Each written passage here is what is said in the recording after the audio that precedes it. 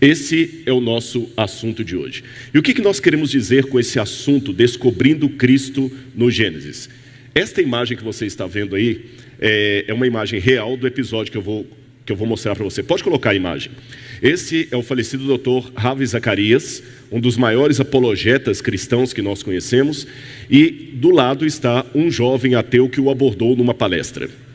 Agora eu vou contar essa história para você. O Dr. Ravi Zacarias estava dando uma palestra numa universidade. E ali havia vários acadêmicos, estudantes e muitos hostis à ideia de cristianismo, de Bíblia, de teologia. E no momento de perguntas e respostas, um rapaz veio até o microfone, pegou o microfone e falou assim: olha, doutor Ravi Zacarias, eu sou cientista, para começo de conversa, e como cientista nós já sabemos que a ciência já provou que o mundo vem por uma evolução das espécies, a ciência já provou que não precisamos de Deus para a criação, a ciência já provou que nós temos as respostas para todos os dilemas existenciais humanos, a ciência já provou que a Bíblia não tem fundamento. Partindo disso, então, eu tenho a minha pergunta para fazer para o senhor. Como é que você reagiria quando alguém já vem com tal tal situação assim, tão empáfia, como dizem? Como você responderia? Antes de dar a resposta de Ravi Zacarias, eu não posso esquecer de dar um cumprimento todo especial aqui, e eu peço licença a você para poder abrir esse parênteses. Primeiro eu quero louvar a Deus por pertencer a uma universidade, um centro universitário, que além de procurar a excelência do ensino, também procura preparar os jovens para o reino dos céus. Não somos uma instituição proselitista, não. Muitos estudam aqui e entram não adventistas e saem não adventistas. Alguns entram ateus e saem não ateus. Mas na sala de aula temos a oportunidade também de dizer aquilo em que acreditamos. E o que nós acreditamos é mais do que simplesmente uma opinião, é algo que tem a ver com a vida eterna. E todo professor do UNASP ou de qualquer escola confessional deve entender que a vida eterna para muitos alunos pode começar numa sala de aula. Quem sabe na sua sala de aula. E é por isso que eu louvo a Deus pelo batismo aqui do Oliver. Eu pude cumprimentar a mãe dele ali, a alegria estampada nos olhos dela. E mesmo que eu não tive oportunidade de ser professor do Oliver, mas eu cumprimento aqui e quero mandar um abraço todo especial, porque eu sei que o senhor Adir, que é o avô do Oliver, está nos assistindo nesse momento. E eu gostaria de pedir ao senhor que, nas suas orações, coloque também todo o corpo de professores aqui, para que nós possamos testemunhar de Jesus para outros Olivers que estão entre nós. Tá bem? Cumprimento feito, parênteses fechado, é hora agora de eu voltar para o episódio de Ravi Zacarias. Eu imagino que esse cientista que abordou Ravi Zacarias estaria abominando numa instituição acadêmica como a nossa falarmos de criacionismo, de Bíblia e ainda festejarmos o batismo de um aluno do curso de Direito. Mas eu acho interessante, em primeiro lugar, que a provocação daquele jovem cientista, ela comete algumas falácias. A primeira delas é a falácia da totalidade.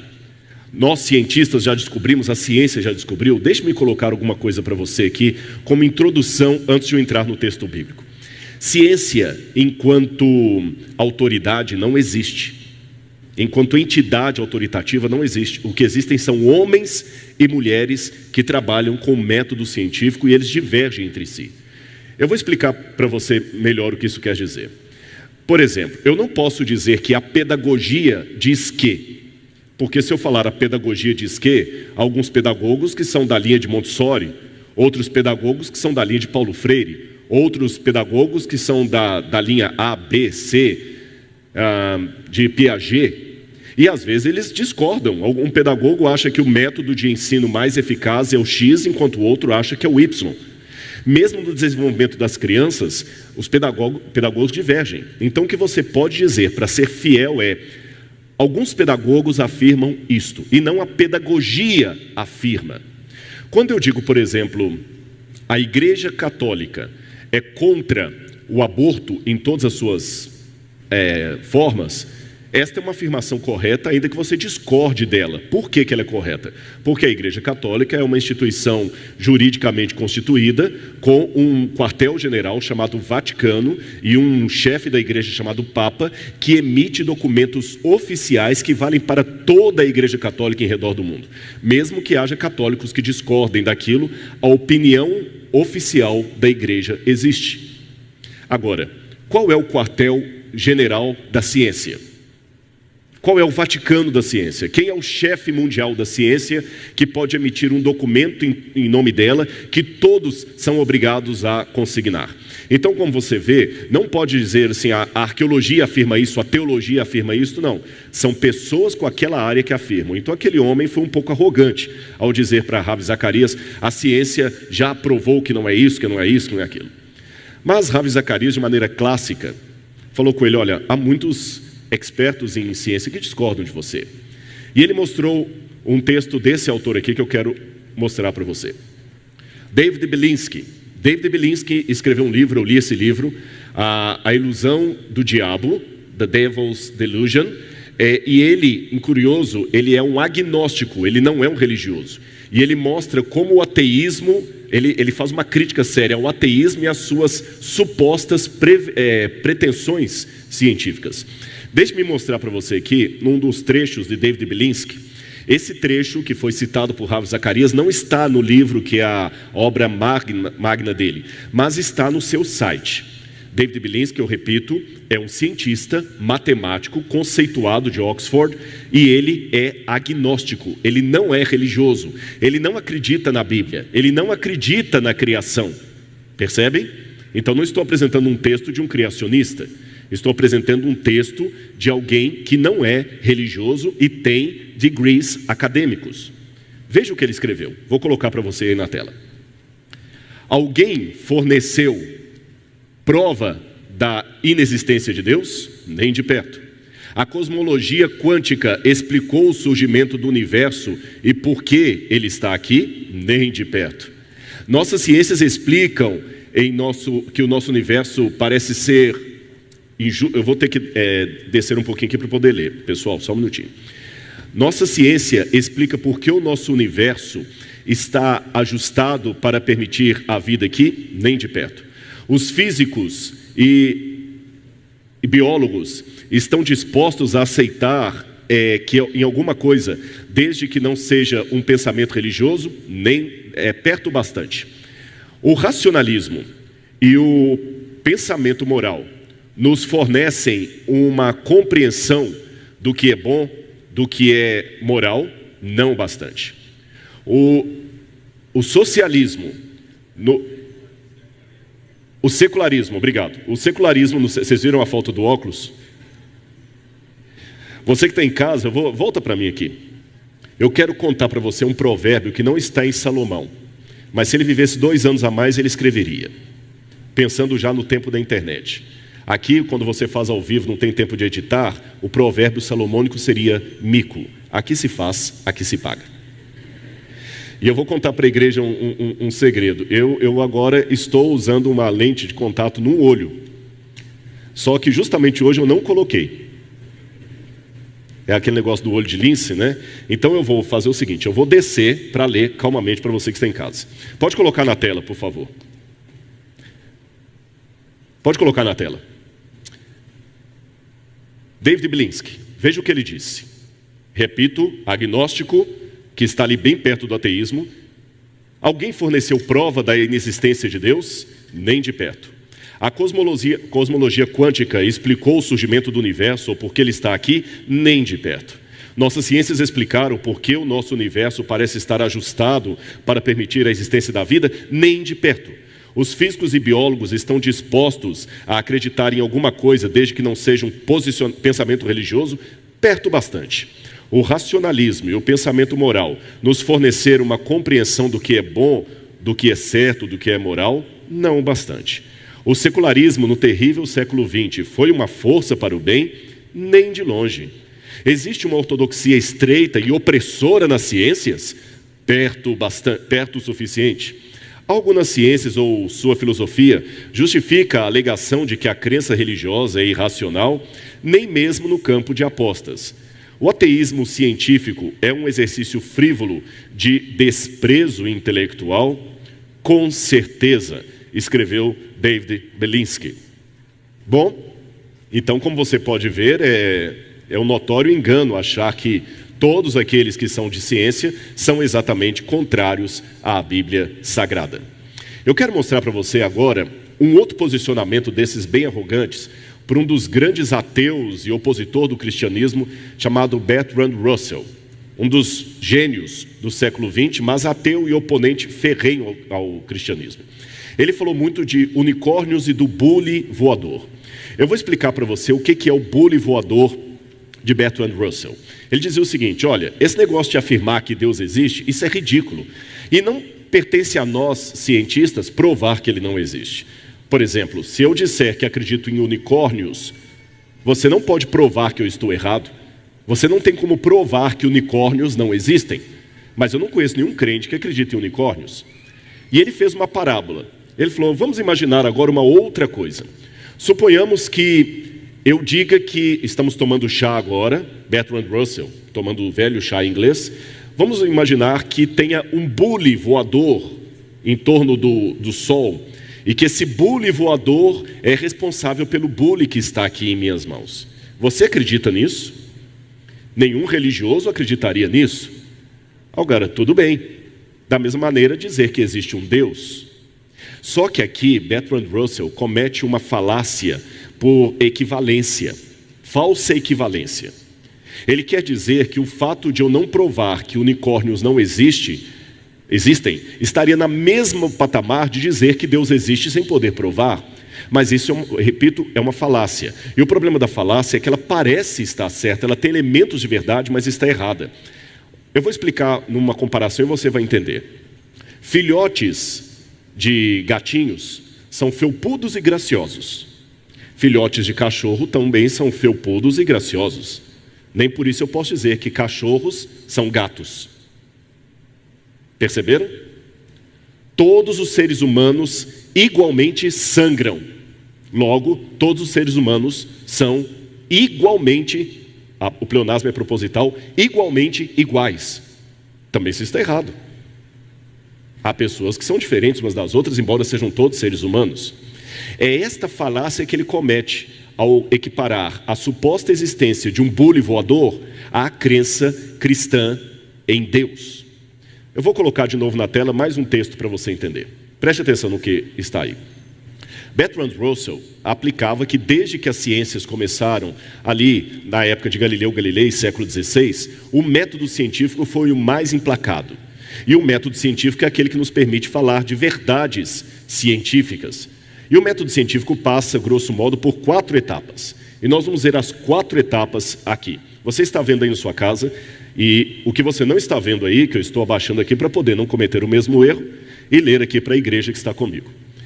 O método científico quer provar algo, então veja as etapas que é preciso atravessar para um método científico. Em primeiro lugar, observação. Olhe o mundo e perceba alguma coisa notável, digna de análise. Precisa ser um fato concreto. Você não vai fazer observação da unha encravada do pé da sua avó e querer que se torne uma tese de doutorado. Tem que ser algo notável, digno de análise. Depois que você faz essa observação, aí você é obrigado a fazer uma pergunta. Escreva uma pergunta sobre esse fato. Abra um parênteses para dizer aos alunos presentes ou que estão me ouvindo em casa que aproveitem essa dica para fazer o seu TCC. Por exemplo, o que é aquele fato? Quais são as suas causas? Aí o terceiro ponto, a terceira etapa, elabore uma hipótese. Baseando-se no conhecimento científico atual, imagine a provável resposta a essa pergunta. Aí, quarta etapa, faça uma experiência. Faça um teste em circunstâncias controladas. O resultado vai confirmar ou negar a sua hipótese. Aí a sua conclusão, sim ou não, em relação à sua premissa. Agora, vamos aplicar isto do lado de cá ao que nós vemos em redor. Primeiro ponto, observação. O que eu observo? A existência em si. O que eu percebo é que a existência foi começada, é temporal e contingente. Uma coisa depende da outra. Pode voltar aí, por favor. Segunda observação, a pergunta. A pergunta que eu faço, de onde veio tudo isso? Aí eu passo para a terceira hipótese. Baseando-se no conhecimento atual, que provável resposta eu posso dar para a existência? Bom, a resposta que eu posso dar é que tudo deve proceder de algo ou alguém, porque as coisas não surgem do acaso. Por que eu não tenho medo aqui? Pode voltar para mim. Por que eu não estou com medo aqui agora que um tigre se materialize no ar do nada e comece a atacar as crianças da igreja? É porque eu sei, como dizem os latinos, que ex nihilo nihil fit, do nada, nada se faz. Então, se tudo que existe tem que proceder de algo ou alguém, e a existência em redor existe e ela teve um começo, então ela tem que proceder de algo ou de alguém. Vamos ao próximo ponto. Pode voltar a tela, por favor. 4. Faça um teste em circunstâncias controladas. Realmente o que eu posso fazer como teste é esse. Eu percebo que do nada, nada se faz. Todos os testes que eu já fiz até hoje deram certo. Eu consegui provar que do nada, nada se faz. Então a conclusão que eu chego, racional, é que existe um causador, uma causa primeira, sem princípio, que causou tudo o que existe. Este é o ponto. E esta causa é o que a Bíblia chama de Deus. Eu sei que pode parecer um pouco simplório o que eu estou apresentando para você nesse momento, mas é justamente assim que nós raciocinamos. E eu estou colocando isso aqui para mostrar para você que a Bíblia também tem sua lógica. Ela tem a sua concatenação de ideias. Mas tudo isso que eu apresentei aqui foi apenas uma introdução para eu chegar no cerne do meu assunto, que é Jesus em Gênesis. Eu sei que os ateus vão dizer que nós trabalhamos muito com o Deus das lacunas, mas perceba o que a Bíblia me sugere a trabalhar. 1 Coríntios capítulo 1, versículos 22 e 24. E se você está com sua Bíblia em casa, abra comigo a sua Bíblia, embora vá aparecer também ali na tela, mas eu gostaria de convidar você a ler comigo a sua Bíblia. 1 Coríntios capítulo 1, versículos 22 e 24. Eu vou ler na minha Bíblia, espero que você acompanhe com a sua, mas pode colocar na tela também. 22 a 24. Assim diz a palavra de Deus: como eu devo pregar para os céticos, como aquele jovem que abordou o Ravi Zacarias? Porque os judeus pedem sinais e os gregos buscam sabedoria. Mas nós pregamos o Cristo crucificado, escândalo para os judeus e loucura para os gentios. Mas para os que foram chamados, tanto judeus como gregos, Cristo é o poder de Deus e a sabedoria de Deus. Por mais que eu apresentei o início desse sermão aqui de uma forma lógica, citando o método científico, citando Bertrand Russell, citando o diálogo do intelectual Ravi Zacarias com um cientista numa universidade americana, eu não posso esquecer que o meu método ainda de apresentar a verdade para um cético é perpassando pela pessoa de Jesus. Eu apenas introduzi de maneira mais intelectual ou até secularizada, porque o tema, a temática, o momento, nós estamos numa semana sobre o criacionismo, a temática, o ambiente pede essa introdução.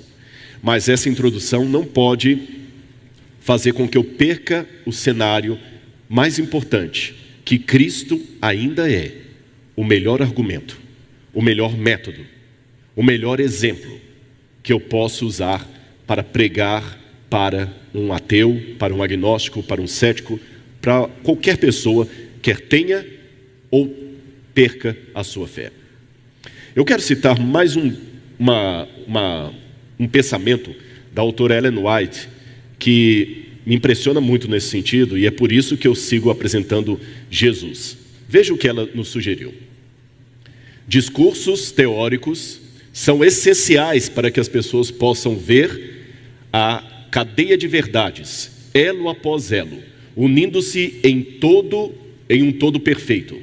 Mas nenhum discurso deve ser pregado sem apresentar Cristo e Ele crucificado como o fundamento do Evangelho. Ellen White aqui fez uma releitura da proposta de Paulo, muito oportuna para mim. Por isso que eu comecei esse sermão apresentando primeiro uma concatenação de ideias, lógica, mas eu não posso esquecer de apresentar a Cristo crucificado. Mesmo que pareça um escândalo para os judeus, uma loucura para os gregos, é esse Cristo que eu quero apresentar para você nesta manhã. Então você que está me assistindo em qualquer lugar do Brasil, do mundo, mesmo que você não estiver assistindo esse sermão ao vivo, mas numa gravação, deixe falar algo ao seu coração. Olha para mim aqui agora. Fique comigo até o final. Deixe-me testemunhar de Cristo para você. Já que a ciência trabalha com resultados laboratoriais, Agora, no momento em que eu prego isto, vários cientistas estão procurando uma vacina para o Covid. O que eles estão fazendo? Método científico. Estão colocando elementos no laboratório para ver como que o vírus reage a tal substância, fazendo todo o protocolo, porque ciência trabalha com resultados, correto? E o que é a conversão, senão um resultado maravilhoso de transformação de uma vida? Então, por favor, fique comigo até o final. Deixe-me falar de Jesus para você. E para isso, eu queria mencionar aqui uma leitura cristocêntrica da Bíblia a partir do livro do Gênesis. Agora, você sabe que toda a Bíblia é uma preparação para a vinda do Cristo. Os judeus têm uma forma de estudar a Bíblia, os judeus antigos, chamado Midrash.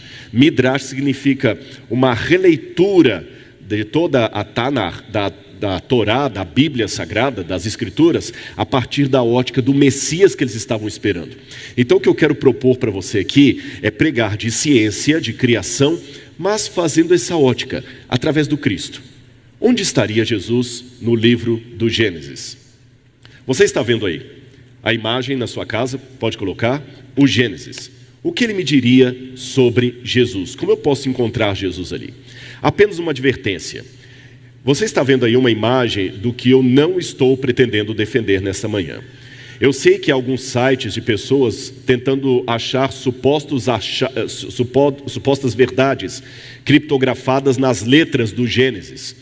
Eu já vi muita gente falando disso aí. Por exemplo, quando diz em Gênesis, Bereshit bara Elohim et, essa palavra et, que não tem tradução em português, é a letra Aleph e a letra Tav, a primeira e a última letra do alfabeto hebraico. Então alguns falam, estão vendo ali, já está falando que Cristo é o alfa e o ômega, a primeira e a última letra, o princípio e o fim, ou que no início ali estaria a casa do Filho de Deus, etc. Não, pode voltar para mim. Eu não estou endossando esse tipo de leitura. Eu acho que a Bíblia, a palavra de Deus, ela tem uma mensagem profunda que nós temos que descobrir, mas não essa criptografia que alguns estão fazendo aí, de ficar contando letras, a cada tantas letras aparece isso. Não, eu não vou por aí. A minha proposta de encontrar Cristo no Gênesis vai num sentido bem diferente desses sites que você está vendo aí, que estão agora pegando letra por letra e querendo obrigar que cada uma delas fale sobre Jesus. Mas se eu não quero cair nesses sites que estão por aí tentando descobrir códigos na Bíblia, como que eu quero então apresentar Jesus no livro do Gênesis? Vamos ler Gênesis capítulo 1, versículo 1. Gênesis capítulo 1, versículo 1. Na verdade, se eu fosse perguntar para você onde está Jesus no Gênesis, muitos diriam em casa, Rodrigo, eu não preciso nem do seu sermão para isso, eu vejo Jesus no Gênesis em vários lugares ali. Quando Jacó lutou com um anjo, ele lutou com Deus, ele lutou com Jesus. Quando Abraão recebeu 3 forasteiros, 2 anjos e um terceiro, era Jesus que estava ali. Eu também vejo Jesus na promessa que Deus deu à mulher. Jesus está no Gênesis de todos os lados, mas eu quero resumir um pouquinho.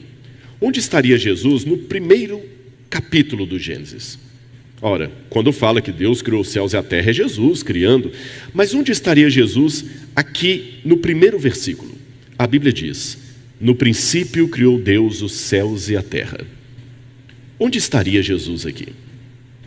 Eu quero convidar você nessa manhã para fazermos um passeio sobre a Bíblia Sagrada, sobre a estrutura do livro do Gênesis. Para começo de conversa, deixe-me apresentar uma hipótese que eu defendo, e pelo menos os colegas aqui que são teólogos, nós acreditamos na autoria mosaica do Gênesis. Eu sei que há outras interpretações, mas pelo menos aquela que eu adoto, acredita que o Gênesis foi escrito por Moisés no 15º século antes de Cristo, ou antes da Era Comum, como alguns preferem dizer. Moisés escreveu o Gênesis há mais ou menos 1450 anos antes de Cristo.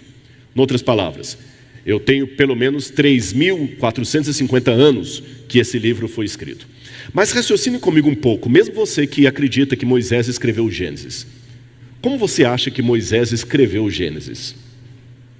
Aproveitando que eu estou com uma igreja aqui parcialmente cheia, porque pelo protocolo de segurança não podemos encher a igreja, eu pergunto aos irmãos que estão presentes aqui e a você que está em casa, você já parou para pensar como Moisés escreveu o Gênesis, como foi o original. Os alunos de teologia que estudam hebraico e decoram lá, Bereshit bara Elohim, será que Moisés escreveu naquele hebraico que você lê na Bíblia em hebraico? Eu vou mostrar para você uma coisa interessante. Olha aí a imagem que eu vou apresentar. Ali você tem uma figura do que poderia ser uma versão artística de Moisés. E do lado eu tenho as duas formas de escrita que estavam vigentes em seu tempo e em toda a sabedoria que ele foi criado. Moisés foi criado no Egito e evidentemente escrevia e falava em egípcio muito bem com a escrita hieroglífica, aquela escrita dos desenhos. A Mesopotâmia, por sua vez, tinha a escrita cuneiforme. Tanto a escrita egípcia quanto a escrita cuneiforme da Mesopotâmia, o sumério, eram línguas silábicas. São sons de sílabas. São escritas muito complicadas para escrever, mas olha como Deus trabalha. Moisés, quando estava no Egito, ele sabia que era o escolhido de Deus para tirar o povo de Israel do Egito. E o livro de Atos dos Apóstolos diz que ele foi treinado em toda a ciência e toda a sabedoria do Egito antigo. Então Moisés entendia de matemática, ele entendia de astronomia, as pirâmides que já tinham sido construídas há séculos antes de Moisés nascer, tinham cálculos que Moisés certamente sabia fazer. E ele talvez se expressaria muito bem na língua dos egípcios.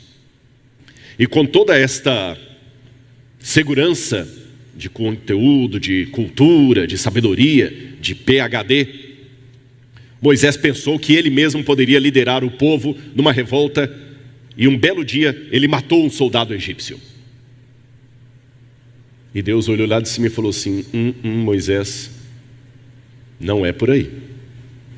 Você está confiando demais em si mesmo e nos seus degrees.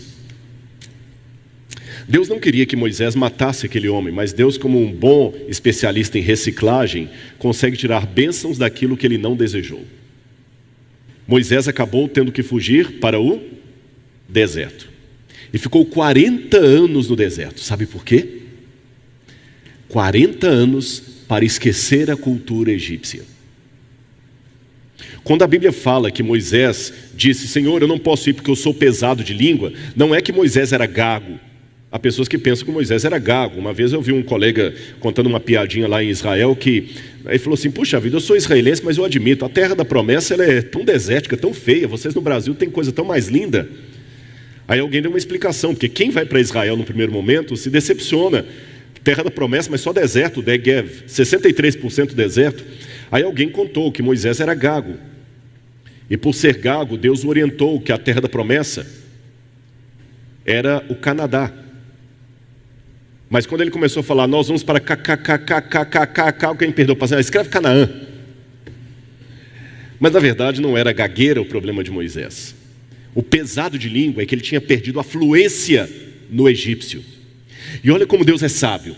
Ao fazer Moisés perder fluência no egípcio, Moisés acabou tendo que usar outro tipo de língua, de escrita, para escrever o Gênesis.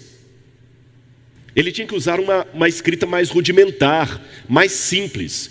E que escrita seria essa que Moisés usaria? Eu vou colocar e você vai ver. Olha a escrita que Moisés teria que usar.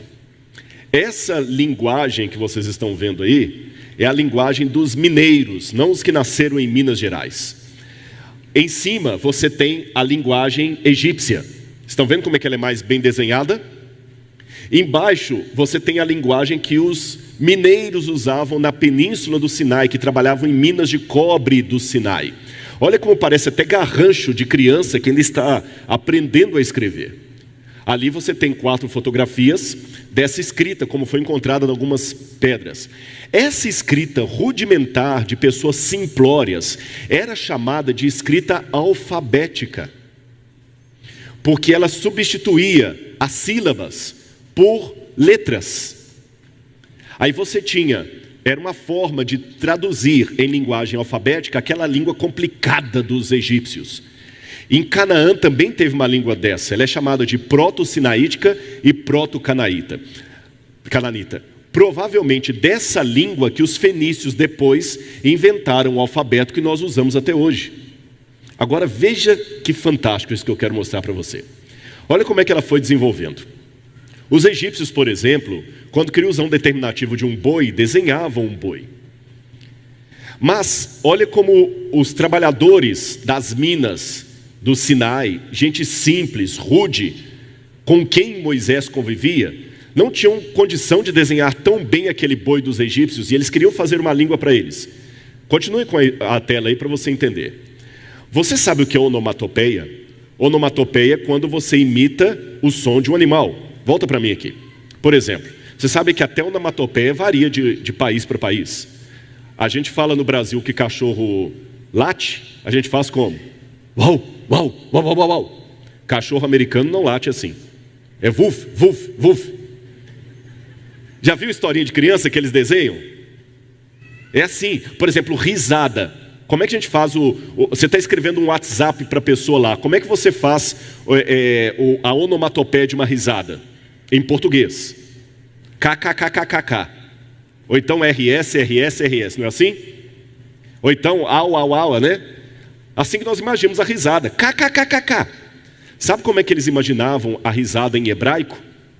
Tsak, tsak, tsak, tsak, tsak, tsak. Para a gente KKKK. Para ele é tsak, tsak, tsak, tsak. Agora, da palavra tsak, vinha a palavra itzak. Itzak significa risada. Aí um belo dia, uma mulher incrédula das promessas de Deus, que falou que ela ia dar à luz, mesmo sendo idosa, ela riu. O nome dela era Sara. Por causa disso, Deus falou, o nome da criança será Itzak. Significa risadinha. Perceberam? Agora, a gente aqui no Brasil, quando vai falar do som do boi, a gente fala assim, bu, bu ou mu. Só que se você for olhar a rigor, eu nunca vi uma vaca ou um boi fazendo assim, bu. As pessoas do Antigo Oriente Próximo imaginavam diferente. O som do boi não é mu, nem bu, é o. E essa letra o, bem gutural, eles usaram esse som gutural para fazer a primeira letra. Volta a imagem. Aí o que os egípcios desenhavam como um boizinho, o proto-sinaítico desenhou como um boi, para significar a letra O, que não é bem o nosso A, mas é um mais gutural, O. Aí, os fenícios pegaram esse boizinho, que significava um A, e continuaram desenhando o boizinho, só que um pouco mais para o lado e os chifrinhos parecendo, estão vendo? Simplificaram o desenho do boi, percebem? Aí vieram os gregos e fizeram o mesmo desenho dos fenícios, só que agora em pé, de ponta cabeça. E depois fizeram de maneira cursiva, virou a letra alfa. E aí os latinos vieram e transformaram essa letra no que a gente chama de A. Olha a evolução da letra. E é interessante até que essa letra, eles deram o nome de Aleph. E da palavra Aleph, vem a palavra Elef, que significa 1000, família, aprender ou ensinar. E a primeira letra do alfabeto hebraico, Aleph. Olha como é que era mais simples. Pode ser complicado para nós que não falamos, para eles era muito mais simplificado. Agora vejam a ironia de Deus. Se Moisés houvesse escrito o Gênesis na língua complicada dos egípcios ou dos sumérios, nós precisaríamos esperar até o século XIX para poder ler o Gênesis. Porque só no século XIX que as línguas cuneiformes, que as escritas cuneiformes e egípcias foram decifradas.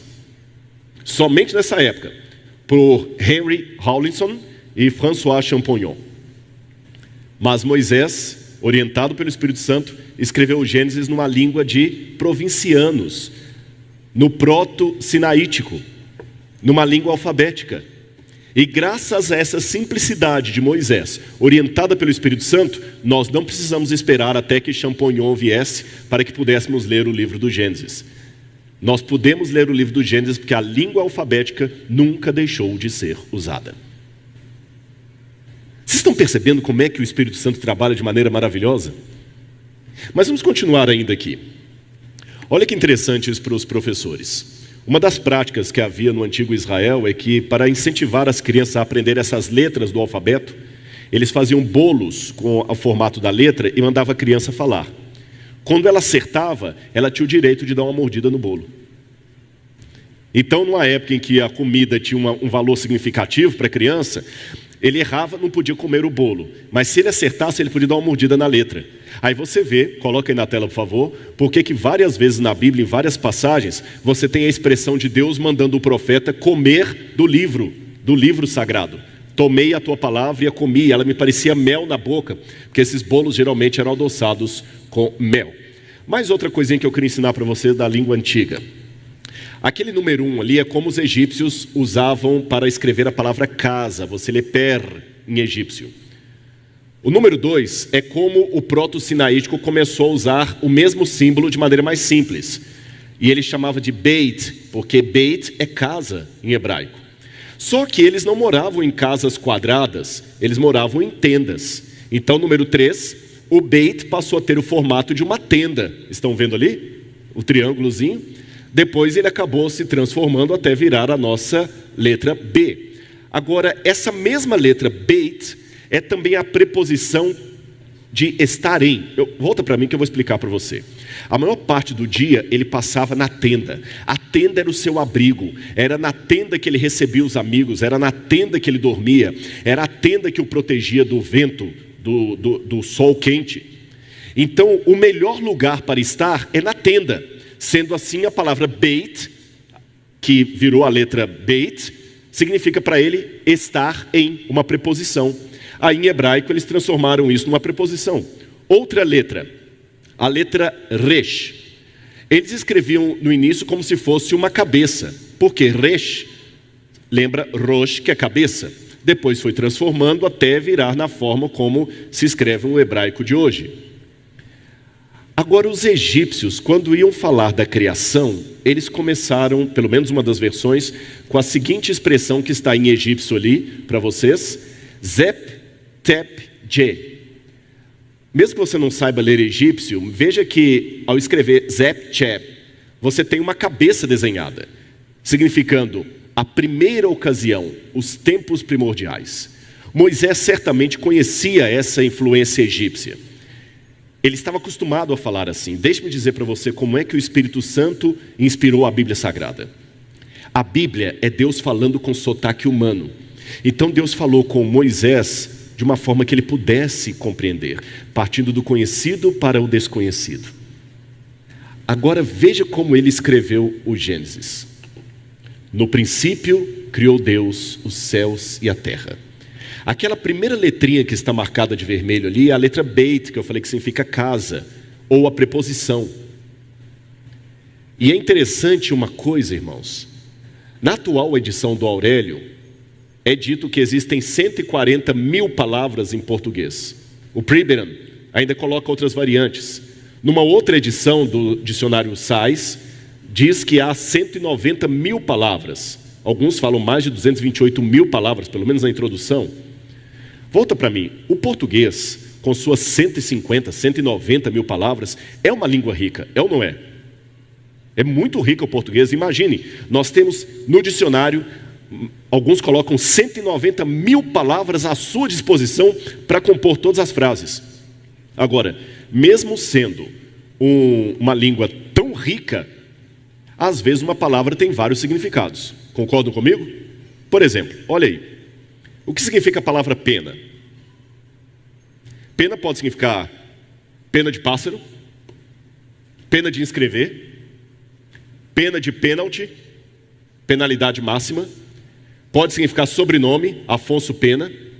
Pode significar dó, que pena de você. Pode significar cadeia, ele cumpriu pena lá em Bangu 1. Pode significar um personagem da Disney, o Peninha. Pode significar os livros de Ellen White, a pena inspirada. Pode significar dó. Pode significar até um cano d'água, pena d'água. Volta para mim.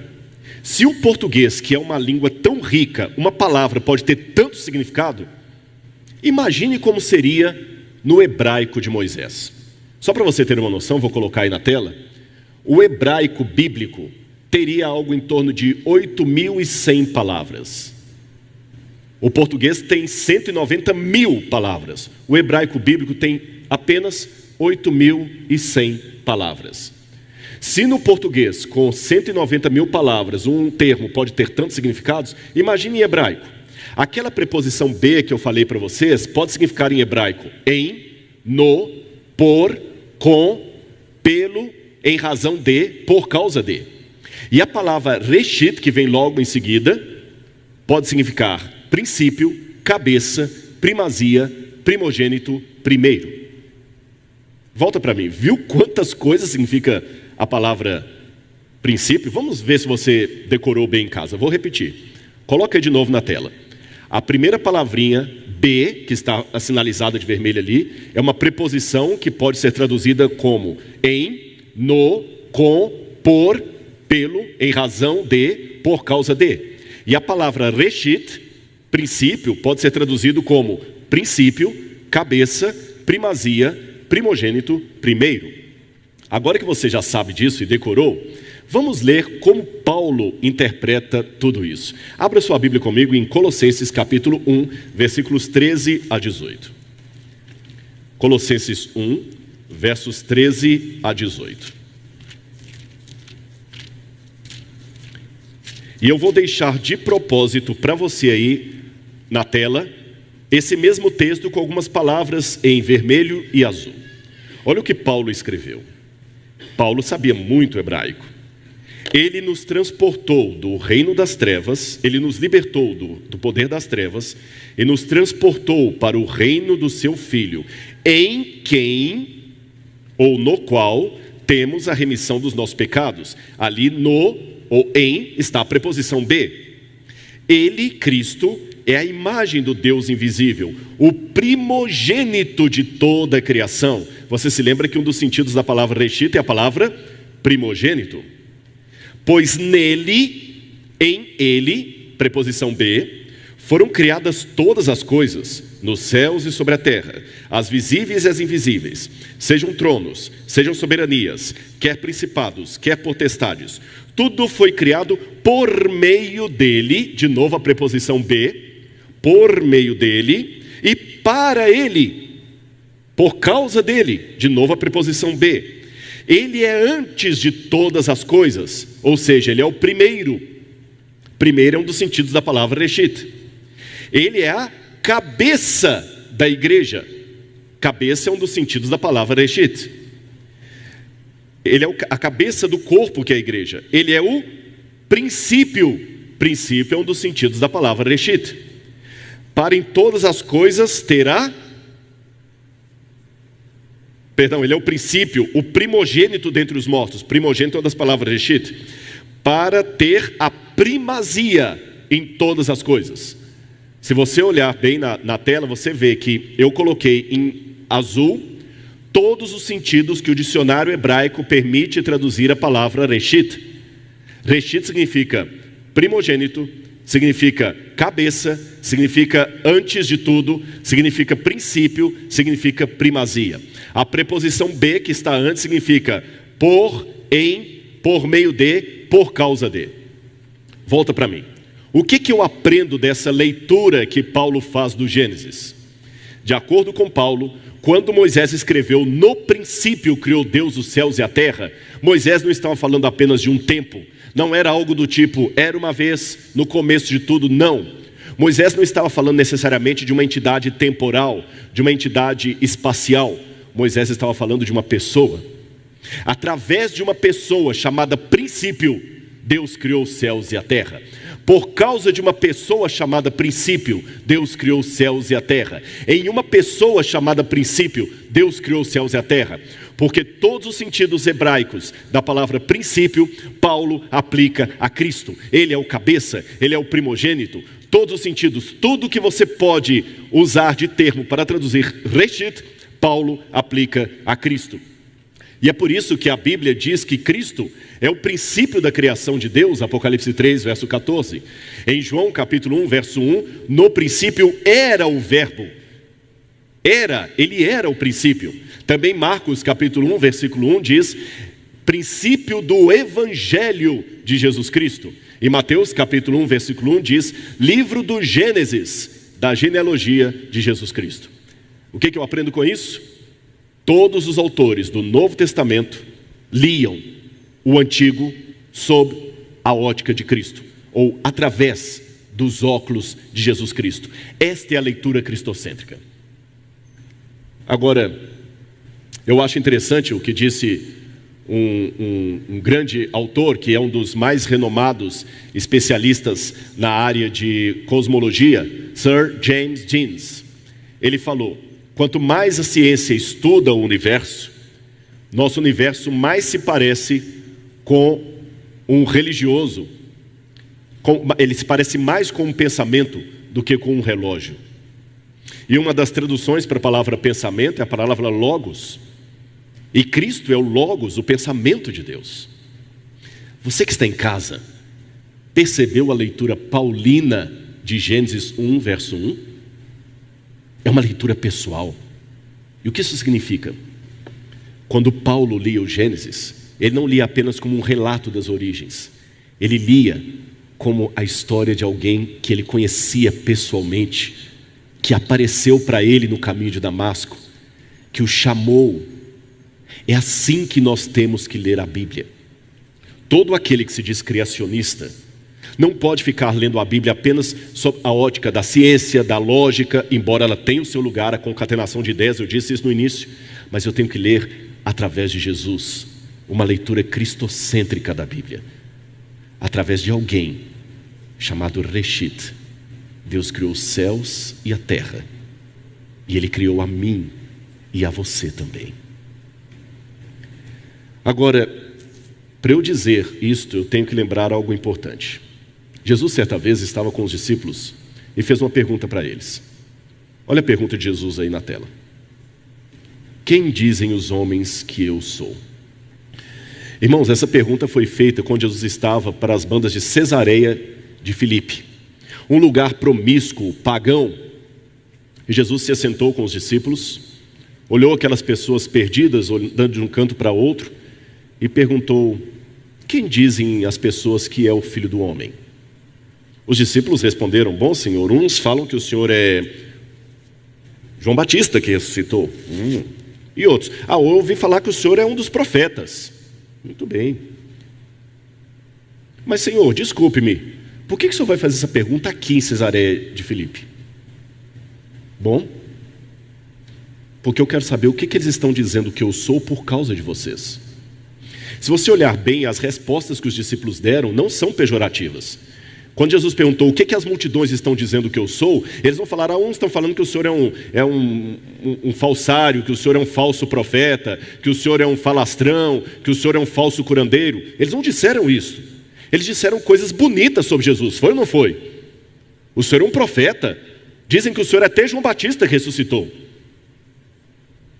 É mesmo? Mas será que sou isso? Será que isto que eu sou?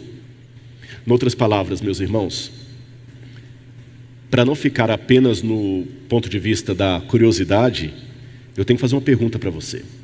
Quando eu propus a você fazer uma leitura cristocêntrica da Bíblia, ela me invoca algumas reflexões que eu gostaria de compartilhar com você nessa manhã. Primeiro delas, não basta ser cristocêntrico. Eu tenho que saber que Cristo eu estou colocando no centro. Há muitas pessoas que querem pregar hoje um evangelho barato. É um evangelho que não tem rejeição, que só fala de amor, aceitação. Um evangelho manco, que se resume a falar coisas bonitas sobre Jesus. Mas qualquer evangelho pregado pela metade é uma heresia. E hoje nós estamos muito tendentes a pregar um cordeiro que não fica irado e pecadores que não são mais pecadores. Cada vez que passa, as pessoas estão transformando os pecadores em menos pecadores e um Deus irado em um Deus que menos se ira. Jesus é amor, Jesus é aceitação, mas Jesus também é compromisso. Jesus pede para guardar os mandamentos dele. Jesus diz que vomita os mornos. Jesus nos convida a comprar colírio para que vejamos. Jesus também tem uma mensagem severa para Laodiceia. Não basta colocar Cristo no meio sem saber qual é o Cristo que eu estou colocando na minha mensagem. Um Cristo água com açúcar ou um Cristo completo das Escrituras, que ama a mulher pecadora, mas que também diz para ela: vá e não peques mais. Um Cristo que diz: eu sou o bom pastor, mas que também toma um chicote e repreende os que estavam fazendo coisas erradas na casa de Deus. Um Cristo que está mais interessado em salvar você do que uma mãe de tirar um filho de uma casa pegando fogo, mas que também trará o juízo e o fogo para aqueles que rejeitarem a sua graça. No princípio criou Deus os céus e a terra.